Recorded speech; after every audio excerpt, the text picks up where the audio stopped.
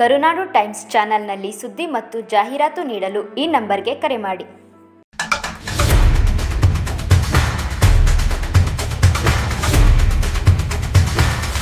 ಸಚಿವ ಸಂಪುಟ ವಿಸ್ತರಣೆ ಬಹಳ ಚರ್ಚೆ ಆಗ್ತಾ ಇದೆ ಮೇಡಮ್. ಸರ್ಕಾರ 2 ವರ್ಷ ಕೂಡ ಪೂರೈಸಿ ಒಂದು 15ಕ್ಕೂ ಹೆಚ್ಚು ಸಚಿವರಿಗೆ ಕೋಪ್ ಕೊಟ್ಟುವಂಥ ಸಾಧ್ಯತೆ ಇದೆ. ನನಗೇನು ಗೊತ್ತಿಲ್ಲ ಅದ್ರ ಬಗ್ಗೆ.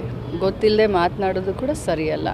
ನಾವೇನೇ ಇದ್ರೂ ಕೂಡ ಹೈಕಮಾಂಡ್ ಏನು ಹೇಳುತ್ತೋ, ಯಾವ ನಿರ್ಧಾರ ತೆಗೆದುಕೊಳ್ಳುತ್ತೋ ಅದಕ್ಕೆ ನಾವೆಲ್ಲರೂ ಭದ್ರಾಗಿರ್ತೀವಿ. ಇಷ್ಟನ್ನು ಮಾತ್ರ ನಾನು ಈ ಸಂದರ್ಭದಲ್ಲಿ ಹೇಳ್ತೀನಿ. ತಪ್ಪೇನಿಲ್ಲ, ತಪ್ಪೇನೂ ಇಲ್ಲ. ಆಕಾಂಕ್ಷಿಗಳು ಹೆಚ್ಚಾಗಿರೋದ್ರಲ್ಲಿ ತಪ್ಪೇನೂ ಇಲ್ಲ. ಅದು ಅವರ ಹಕ್ಕು, ಅದು ಅವರ ಅಧಿಕಾರ.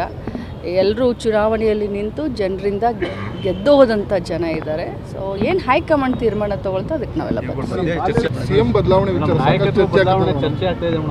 ಪ್ರತಿನಿತ್ಯ ದೆಹಲಿಗೆ ಹೋಗುವಂಥದ್ದು ಹೈಕಮಾಂಡ್ ಇದು ನವೆಂಬರ್ಗೆ DCM ಅವರು CM ಆಗಿ ಆಗ್ತಾರೆ. ನೋಡಿ, ನೀವು ಮಾಧ್ಯಮದಲ್ಲಿ ಏನು ತೋರಿಸ್ತಾ ಇದ್ದೀರೋ ಅದೇ ನಾವು ನೋಡ್ತಾ ಇದ್ದೀವಿ. ಅದಕ್ಕಿಂತ ಜಾಸ್ತಿ ನಮಗೇನು ಗೊತ್ತಿಲ್ಲ.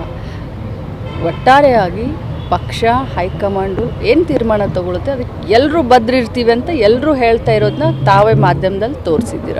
ಆ ರೀತಿ ಮಾತುಕತೆ ಆಗಿತ್ತಾ ಅಂತೇಳಿ ಮೇಡಮ್? 2 ವರ್ಷದ ನಂತರ ಬದಲಾವಣೆ ಆಗಬೇಕು ನೋಡಿ, I am very small to comment on this. ನಾ ಏನಂತ ಇದಕ್ಕೆ ಹೇಳ್ಬೋದು. ಅಲ್ಲ, ತಮ್ಮ ಆಕಾಂಕ್ಷೆ ಏನು ಮೇಡಮ್? DCM ಅವರು DK ಶಿವಕುಮಾರ್ ಅವರು CM ಹೈಕಮಾಂಡ್